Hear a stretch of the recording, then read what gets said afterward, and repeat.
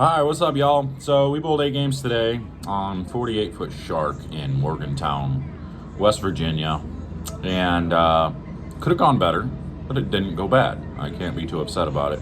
You know, my execution wasn't great. I'd say probably 75 to 80%. There was still some, it was just lack of practice, more or less, is where a lot of my mistakes came from because, I took a lot of time off. I didn't bowl for 2 weeks after that last regional, and then mostly because I was trying to drill a new thumb to fit properly.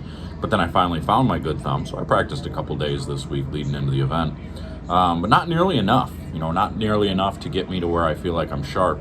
But I was able to get away with some things today, which was pretty nice. I was able to keep my angles tight in the middle of the lane, not do anything crazy. I started with a stealth by track, that black ball, which looked pretty good. Got me 230 that first game, 236. Started out rough. I don't think I had a double until like the 6th frame or something. And then I basically almost threw the rest of them all the way out the rest of the way for 230. Once I moved a little bit further left and closed my angles down more. So I was able to get everything to go this way and tighten up. You kind of play almost like a fallback. You get your ball to go in a straight line from 18, 19 straight to about 10. And as you move left throughout the day, you just move your feet and your target to the left, and your break point goes with it. So now your break point gets to 12, 13 down lane. You don't want to throw it too far right because the lanes broke down quick. A lot of guys using a lot of surface because you saw 48 feet. So most guys thought 48 feet must mean my ball's not going to hook, and that's just not the case. Because it's 48 feet, but it's light volume. So, and then these panels in this place, 20-some years old, just like most bowling centers now. A lot of the synthetic lanes are just getting old, and the front panels are beat up so much that it just creates early friction. And now you got to fight the early friction, and then all the volume is down lane, so getting your ball to get around the corner is tough. So carry was iffy at times, especially the last game for me. Shot at a couple, 7 pins and 10 pins that my ball wouldn't finish through the pins. I was so far left, but I couldn't throw it to the right to create any angle, so my ball wouldn't tip through the pocket very well. And that's okay. I still bowled 2-0. I probably needed to make a ball change and do something different, but I didn't want to risk shooting 160 the last game and dropping to 100 over because I didn't know, or less, like 80 over, because I didn't know what the number was going to be. I didn't know what the cut was going to be going into the second block. So I just grinded my way through and bowled 2-0 to get to 130 over. So I was 4th after A squad, and I ended up 7th overall. And then we go into tomorrow with 12 games of round-robin match play with bonus pins. And I didn't get any footage today because there was no room. There was just a lot of people in there, and the concourse is a little bit smaller, so I didn't have anywhere really to set a camera up. So tomorrow I will take my camera in and record match play. So that way I have some stuff to show you guys. And you'll see some shots on 48 feet in match play. So some really good bowlers made match play out there. So you'll be able to see some good matchups, I think. A lot of people vying for that title. I'm looking for my 7th title, trying to get there. I haven't won yet this year, so I need to get a victory under my belt. Moving on, especially going into the busy part of the summer with a bunch of the regionals and the super regionals coming up. There's a lot going on here coming up in August. So we're getting ready for that, and I think that's going to be one of the cool things. Like this week, we stopped. I had my room paid for by the center because we were bowling the Pro-Am and stuff, but we opted out of that and actually bought our own room because I wanted a pool for my son because my boy was coming with me.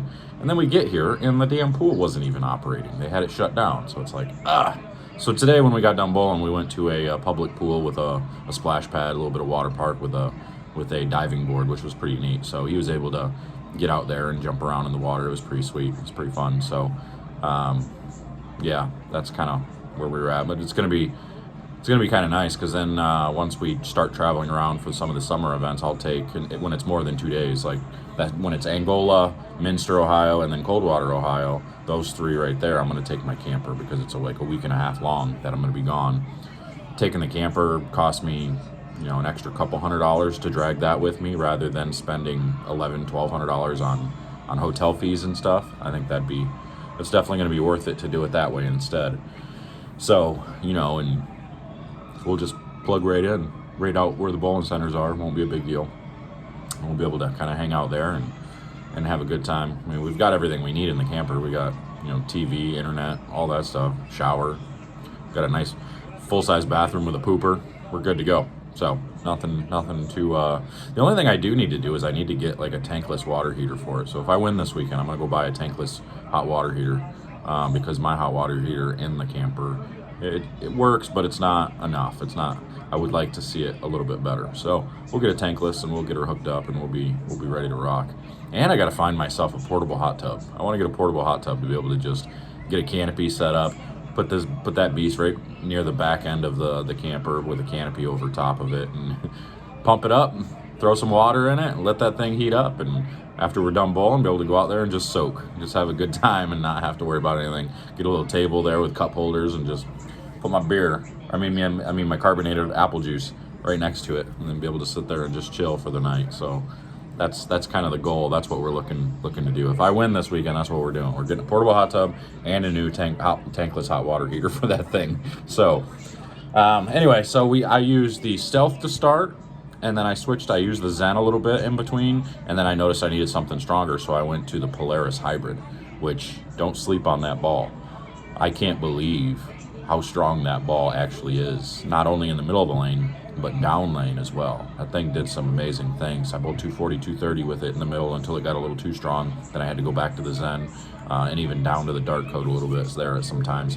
But that Polaris Hybrid came into play pretty good. I think tomorrow I'm going to actually probably try to start with the Polaris Hybrid because it read the middle and the back part of the lane so well. I'll keep the Stealth on hand just in case, because the Stealth and the Polaris are real similar as far as shape, front to the back. The back part is where the Polaris picks up, and the Stealth is a little bit smoother. So if the back ends are hooking a little bit, I can use the Stealth. If they're not, I just use that Polaris, and the Polaris will help pick up going through the pins a little bit. So I kind of got a game plan. We got a bowl at 9 o'clock. We get there at about 8:15 for practice lanes. We get some. What's cool is when you get to match play, you get like 15, 20 minutes of practice on off lanes, and then you get your 5 minutes of warm ups on your starting pair once the lanes are kicked on for match play. So I'm tired. I'm gonna be getting to bed here pretty soon. It's now 8:11, so. Gotta get up early. Kid was actually just napping. He ain't gonna let me sleep. I don't know who I'm trying to fool. He was just napping and just woke up, so he's probably gonna be up till 1, 2 o'clock in the morning somehow.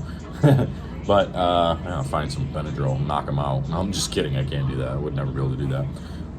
But anyway, we're gonna get out of here, and I will. Hang on, I got hiccups. And I will. I'll have the camera set up tomorrow. Record the match play games. There's some good bowlers in match play tomorrow, so we should see some good matches. So I will fill you in and let you guys see all that tomorrow. So we'll see you guys later. Take care.